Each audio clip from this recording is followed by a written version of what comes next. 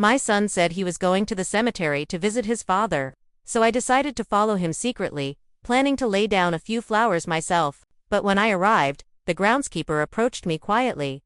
"Don't go to that grave," he whispered, his voice low and urgent. "You need to see what he's really doing."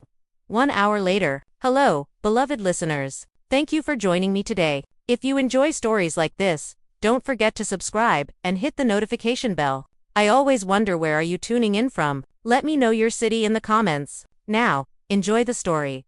The dust in my apartment seems to have a life of its own. It swirls in the shafts of morning sunlight piercing through the heavy velvet drapes, spinning in a slow, silent dance before settling on the spines of the books that cover every shelf, every floor-to-ceiling rack. This isn't my library anymore. It's my late husband Quam's, and I am its curator. 5 years have passed since he died. Today marks exactly 5 years. Everything here breathes him, his habits, his greatness, the weight of his intellect. His massive dark mahogany desk dominates the living room, the armchair beside it permanently indented from years of long study. My own corner, a small writing desk near the window, is buried under the same layer of dust. I haven't opened the drawer with my old tools in decades. The morning drags by, thick like molasses. I brew tea and sit at the kitchen table, mug in hand, feeling a cold that seems to radiate from deep inside me. It's always like this on the anniversary. Waiting for them, my son Jabari, and his wife Niara. The doorbell rings sharp, like a gunshot. I know it's them. They always come on this day, not to mourn, but to talk about money. "Mama." "Hey." Jabari's voice booms in the hallway. He gives me an awkward hug, his prickly cheeks scraping mine. Expensive cologne. Anxiety. Niara follows like a shadow, her sorrowful expression carefully rehearsed. Her eyes immediately dart to the bookshelves. She never cared for these books, once muttering under her breath that they were pointless. "Would you like some tea?" I ask. "We could use something stronger, Ma." Jabari sighs, collapsing into his father's armchair, as if trying on a life that doesn't fit him. I pour tea silently. The prelude is familiar. Complaints about unreliable business partners, customs duties strangling their import-export venture, containers stuck at ports, money disappearing into debts. "That container is stuck at Charleston," Jabari says. "It's worth so much," Niara interjects, her voice laced with practiced desperation. $200. We need an emergency deposit, or we lose everything." She looks at me without flinching, calculating, predatory. "I didn't want to bother you today, Ma," Jabari murmurs, feigning delicacy, "but it's critical. We need help." Nothing stirs in me. Before, I might have felt pity or guilt, but 5 years have burned that away. Only dry, bitter ash remains. I study my son's face, the 40-year-old, with its net of dissatisfaction and worry, and I don't recognize the boy whose scraped knees I once kissed. "I'll think about it, Jabari," I reply quietly. "I need to check what I have." He purses his lips in annoyance. Niara shoots him a sharp glance. They had counted on instant consent, on the blind love of a mother. Suddenly, Jabari stands. He walks to the window, hands clasped behind his back, mimicking his father's stance. But in him, there's no dignity, no presence, just a cheap imitation. He stands there a minute, then turns, eyes glistening. 5 years, he says, voice trembling. 5 years since Pop left. I feel like he's about to walk through that door. I'm going to the cemetery. I need to sit there alone, talk to him. A single tear slides down his cheek. Niara lingers a moment, sealing the performance. He loved his father so much. He just doesn't show it. She coos, leaving. For a fleeting moment, I fall for it. All my knowledge, all my bitterness, retreats. Somewhere, deep inside, a warmth stirs. What if there's still something human left in him? What if he truly mourns? I cling to that hope like a drowning person to a straw. "That's good, Jabari," I whisper, voice trembling. He nods, wipes the tear, and quickly heads for the door, as if afraid I'll notice the deception. Left alone, the silence is deafening, broken only by the ticking clock. That fragile warmth begins to grow. I want to see it, to witness my son at his father's grave, not to verify, but to believe, even for a moment, that we are still a family connected by memory. I change quickly, taking 3 deep red carnations from the vase I had bought that morning for Quam's portrait. I call a cab to a nearby street, careful not to be seen. The entire ride, I imagine him there, bowed before the family mausoleum, and I hope I will find the strength to help him one last time. Pinnage Cemetery greets me with calm. The rustle of old trees, the smell of decaying leaves, The gravel path to our family crypt is familiar under my feet. My heart hammers with excitement, with hope. I can already see the massive granite gates in the distance when a figure emerges from around a corner. It is Ephraim, the groundskeeper. Tall, stooped, his expression unreadable. He walks toward me, and something in his eyes chills my fragile hope to ice. His face, usually placid, now resembled a severe mask. He walked almost up to me. I clutched the carnations, unsure if I was trembling from anticipation or dread. "Miss Johnson," he said, voice low, almost a whisper, yet every word cut through me like a shard of glass. "Hello, Ephraim," I managed, forcing a smile. "I'm going to see my husband, and my son. He's here somewhere." He placed a rough, calloused palm on my shoulder, but I barely felt it. I only felt the chill that ran straight down my spine as he met my eyes. "Eva," he whispered, barely audible. His face was tense, grim. "Don't go to the crypt. Not right now. Wait, you need to see what he's really doing." Fear, argument, neither. His words simply settled into the hollow void inside me. The carnations felt alien, lifeless in my hands. I nodded silently. I didn't ask why. I already knew I wouldn't like the answer. Without looking back, Ephraim turned and walked down a narrow, overgrown path. I followed, almost sleepwalking. The world around us was silent, save for our footsteps crunching on dry leaves and the distant, mournful cry of a crow. He led me to a small hill, to an old, leaning fence surrounding a forgotten grave. From here, through the dense branches of wild lilac, the family crypt came into view. Somber, majestic, made of black granite, a monument to honor and dignity, untouched by time. "You can see everything from here," Ephraim murmured, "and they can't see us." He stepped aside toward a tree, leaving me space. He seemed to understand this was something I had to witness alone. I gripped the cold metal of the fence. I didn't have to wait long. Less than 5 minutes later, 2 figures appeared on the main avenue. Jabari and Niara. My son wasn't alone. He hadn't come to mourn or talk. They carried nothing, no flowers, no tokens of remembrance. Their stride was purposeful, businesslike. Jabar. I pulled a set of antique keys from his pocket and inserted one into the crypt's heavy, rusted iron door. It groaned open with a metallic screech, echoing through the cemetery. They stepped inside as though entering a storage unit, not a tomb. The chill inside me, previously a premonition, solidified. My eyelids froze in place. I could not look away. A third figure approached, a man in a long, dark coat, his face obscured by shadows. He radiated something sleek, unpleasant. He did not greet them. He only glanced inside, whispered a few words. And then I saw it. Jabari and Niara emerged carrying objects wrapped in dark velvet, one elongated, one square. They handed them to the stranger. I could not see what they were, but their movements spoke volumes. Swift, precise, nervous, criminal intent crystallized. The wind carried snippets of their conversation to me. "Flawless forgery," the stranger said, lifting the edge of the velvet. "A pro couldn't spot it." "I told you the master wouldn't let us down," Jabari said, pride lacing his voice. "And the museum. Everything's ready for the Atlanta Museum of Art," Niara asked, sharp with greed. "The museum director, old fool," Jabari replied. "He's desperate for this 15th century Psalter. He'll swallow it whole, no questions. Main thing is your people have the right documents to make it look legitimate." In that moment, something inside me shifted. The warmth, the maternal hope I had nurtured for 40 years, vanished instantly, obliterated by a flash of betrayal. In its place, a block of ice formed in my chest. Not hatred. Hatred requires energy. No. This was something heavier, denser, crystalline, unyielding. Sorrow compressed into clarity.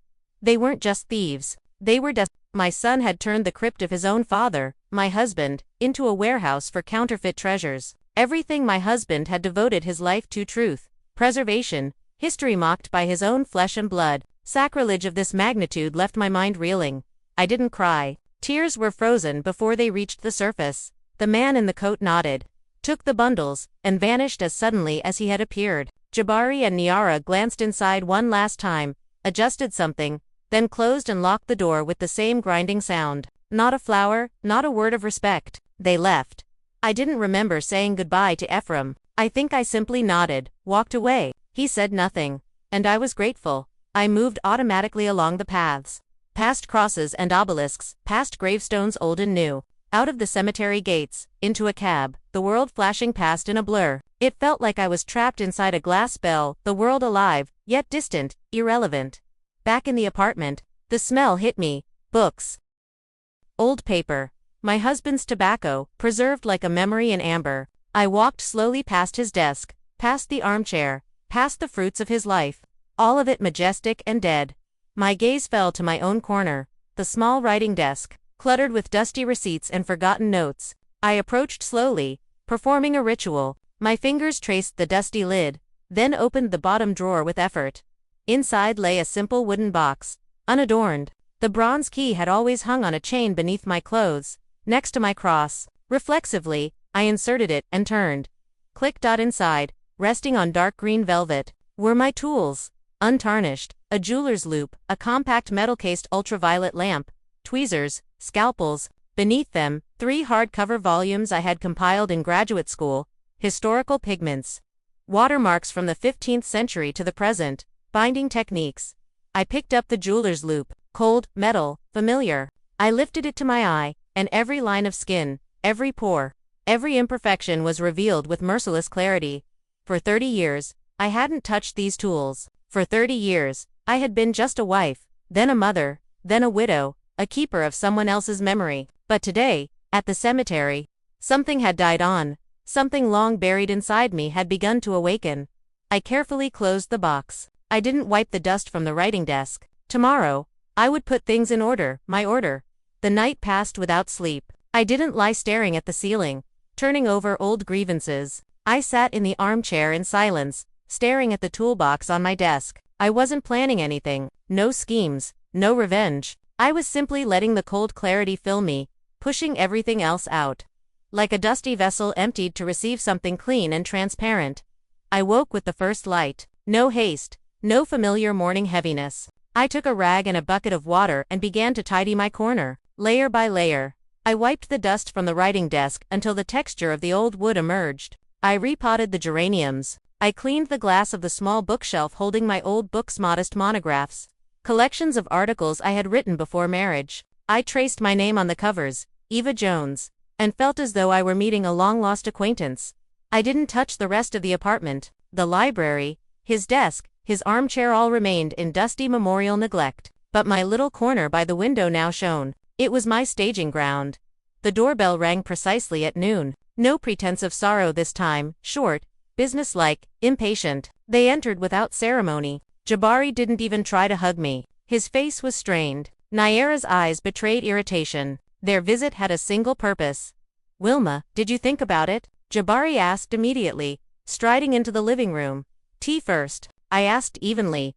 They exchanged glances. A silent negotiation of patience. They sat, Jabari in his father's chair, Naira on the edge of the sofa, poised to spring. I went to the kitchen with deliberate slowness. I measured the tea leaves, poured boiling water, sliced a lemon. I heard their whispers in the living room. "She's stalling," Naira hissed. "Calm down," Jabari said. "Where else would she go? She'll drink the tea and sign everything." I placed the tray on the table. The porcelain clinked softly. I sat opposite them on a simple wooden chair, not my usual seat. I poured the tea, the ritual slow, exact. Jabari tapped his fingers impatiently. Naira picked up a cup but did not drink.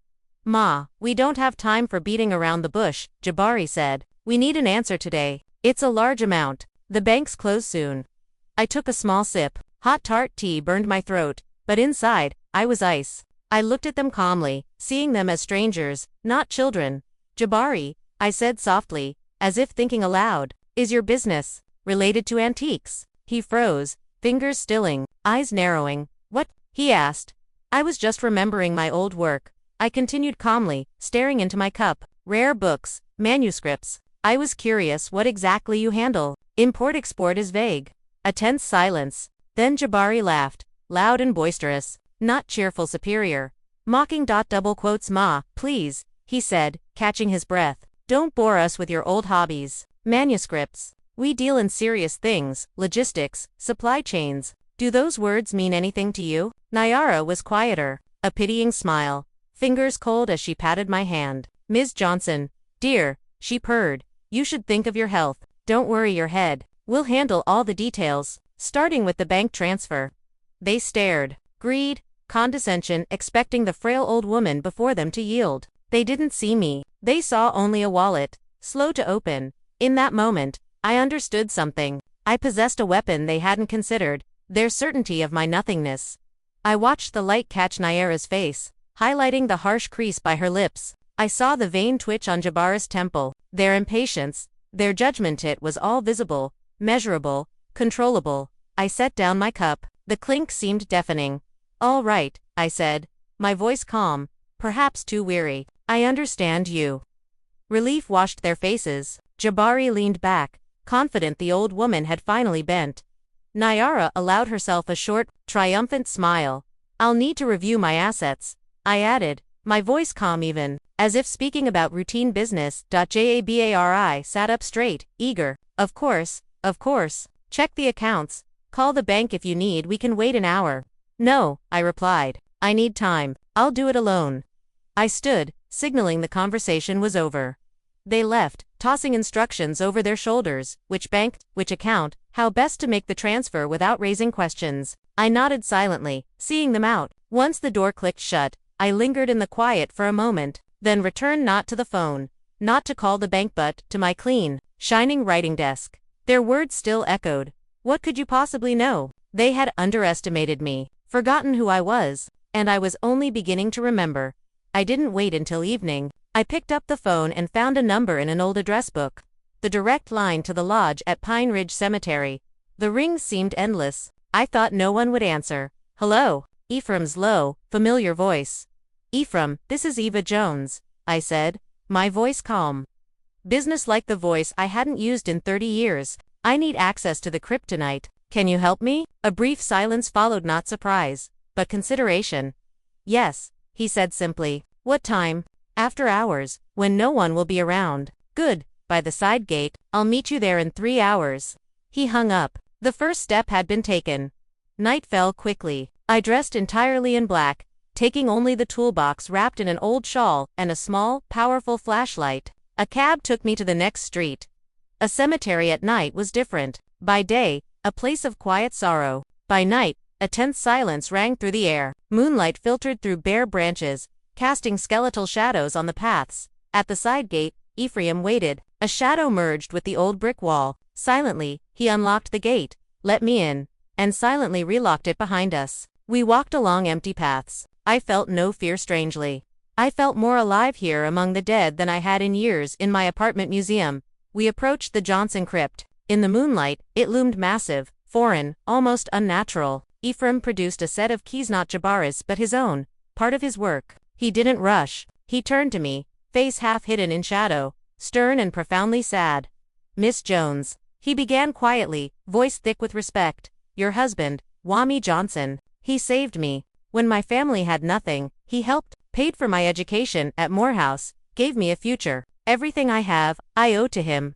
He swallowed hard. "I've watched your son for 6 months with disgust. I saw what he turned your husband's grave into. At first, I thought it was just shady business. But then I started recording, taking notes. I have everything here." From his coat, he produced a small worn notebook with a dark cover. Dates, meetings, license plates, conversations, all documented. "I did it for him, for his memory. When you came yesterday, I took it. I didn't open it. I just held it, the weight of betrayal in my hands." "Thank you, Ephraim," I said quietly. He nodded. In that simple gesture, more understanding and alliance existed than I had ever seen in my life. He inserted a key into the crypt lock. The grinding metal screamed, echoing across the silent grounds. The door gave way, releasing a smell of cold, damp, and centuries-old dust. "The spot is here," Ephraim whispered, pointing to a marble slab along the left wall near the sarcophagus. Barely noticeable indentations marked it. "Press here, and here simultaneously at the bottom. It will move. I'll be nearby. Lock yourself inside. When you're done, open the door. I'll hear it." He faded into the shadows. Inside, I turned the massive key. Click. Alone, I switched on the flashlight. Its beam cut through the darkness, illuminating my husband's stone sarcophagus. Dusty, forgotten. I approached the wall Ephraim had indicated, found the tiny indentations, pressed. A quiet click. The slab shifted, revealing a dark niche, the hidden compartment. Inside, several objects wrapped in dark crimson velvet lay carefully arranged. I lifted the largest, placed it on the sarcophagus lid, and unwrapped it, an ancient icon on a dark wooden board, a savior not made by hands. The face bore astonishing finesse, sorrow deep and all-forgiving in the eyes. The golden background glimmered faintly in the flashlight beam. The varnish darkened with time, the surface a perfect network of fine crackle. I held it in my hands. The weight of history, the weight of truth, and the weight of what my son had dared to desecrate. The tiny chips in the wood, every fracture, every brushstroke, every breath of age spoke of authenticity. A master's hand, a work worthy of any museum in the world. I set my toolbox beside it and opened it. My fingers found the tools instinctively, as if 30 years had never passed. First, the loop. I lifted it to the icon. My eye, my memory, my mind, all the old mechanisms clicked into place like a machine awakening from hibernation. I was myself again. I examined every millimeter.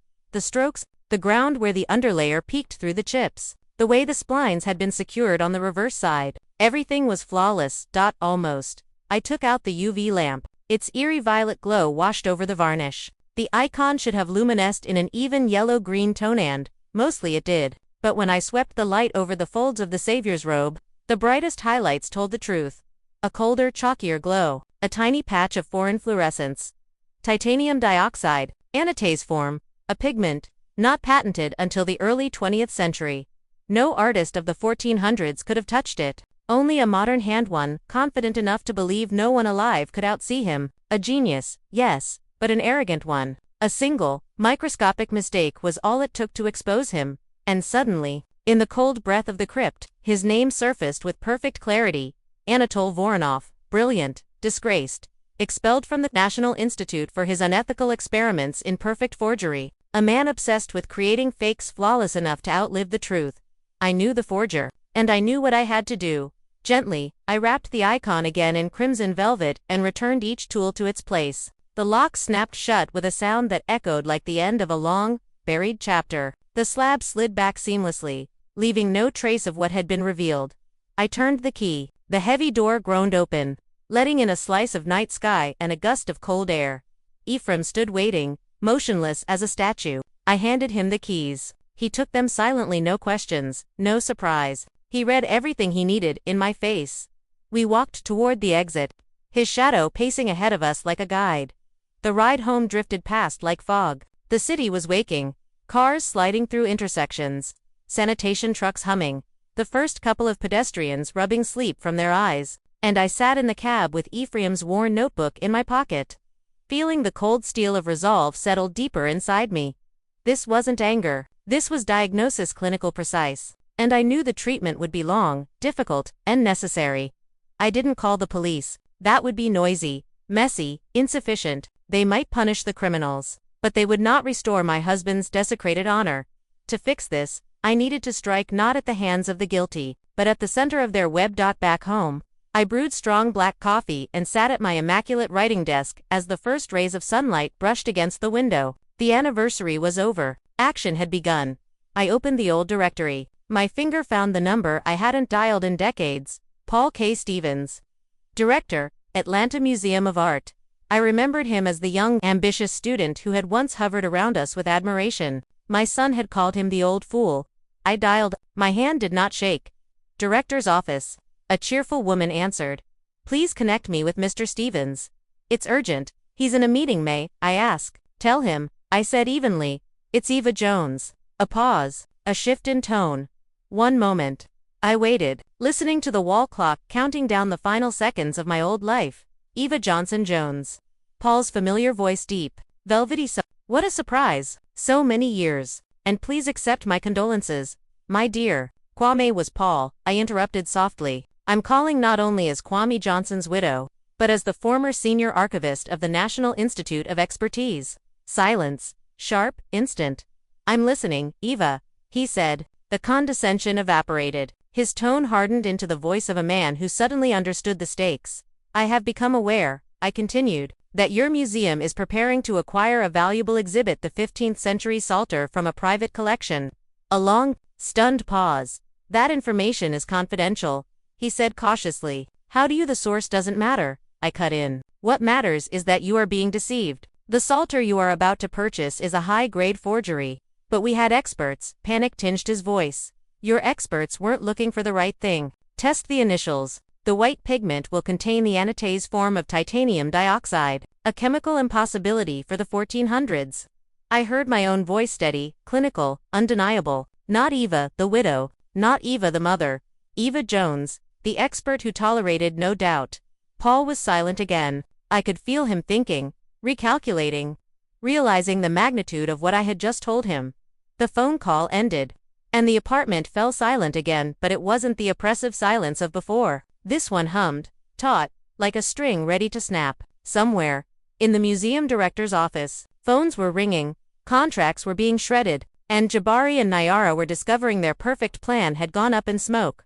I moved to the window, watching the first light of day streak across the city, their easy money gone, their creditors angry, impatient, merciless. I could almost see the panic rising in their eyes, and I waited.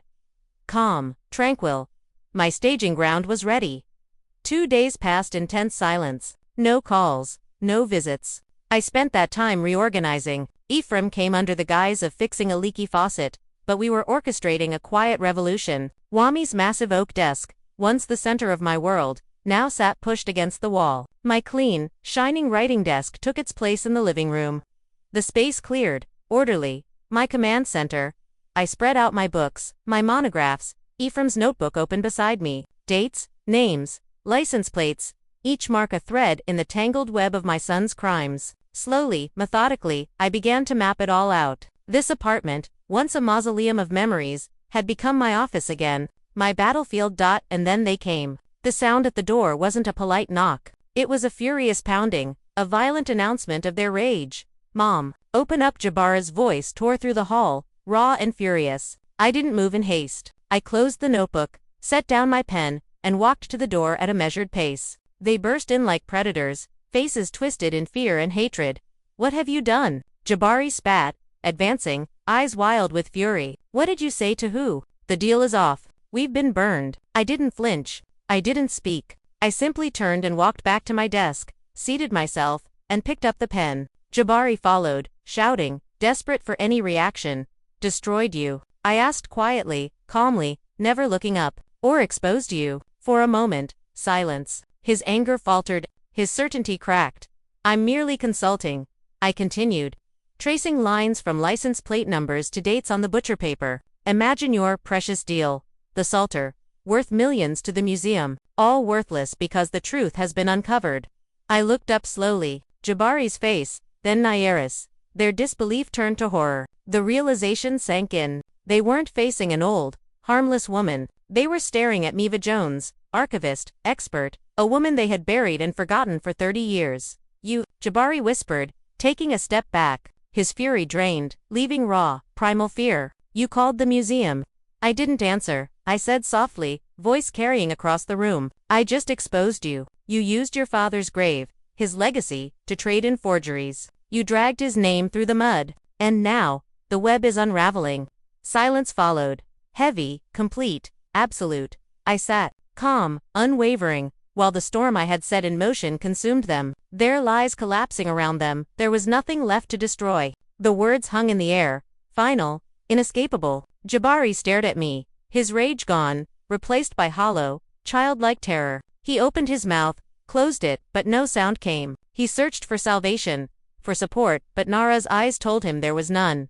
She gripped his arm, dragging him toward the door. Let's go, she hissed. It's useless. She's not right in the head. Her panic had vanished, replaced with cold, calculated resolve. As they left, Nayara's glare met mine. In it, I read everything. This isn't over. This is war. 2 days passed. The strike came in ink and paper. My neighbor called, trembling. Eva, did you see tonight's gossip hound? Sit down. I didn't need a warning. At the corner store, I bought the cheap tabloid. Page 3. Widow's grief. Or senior insanity. My photo, old but recognizable. Beside it, Jabari and Nayara posing as loving, devoted children. The article twisted the truth into a masterpiece of lies, painting me as a delusional old woman, obsessed with antiques, possibly the mastermind behind a criminal ring. They aimed for my age, my solitude, my credibility. They thought they could turn the world against me. I folded the newspaper. Cold contempt replaced anger. They had overplayed their hand. I called Paul Stevens. Did you see it? I asked. His sigh carried both frustration and relief. Yes. What garbage? I interrupted. Forget lawyers. The museum will announce a new acquisition, something far more valuable than the Psalter. An hour later, I stood with Ephraim's notebook spread before us, explaining each license plate, each meeting, each forged pigment. I spoke with clarity and authority, every detail undeniable. Stevens listened, his respect growing with each word.